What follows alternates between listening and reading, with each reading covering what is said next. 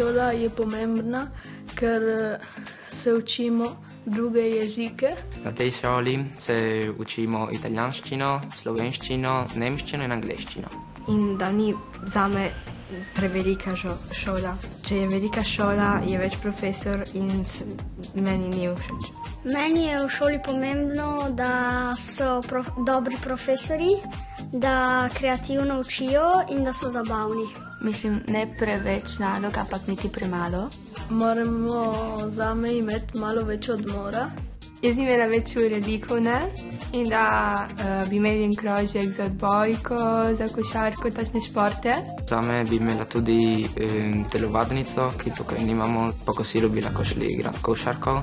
In kadar vprašamo, da gremo na stranišče, da nas pustijo. Moramo jesti pač malico med odmori, ki se moramo sami prinesti. Dobra šola bi morala imeti malico, ki nam jo dajo oni, in kosilo, kuhinjo pač na šoli.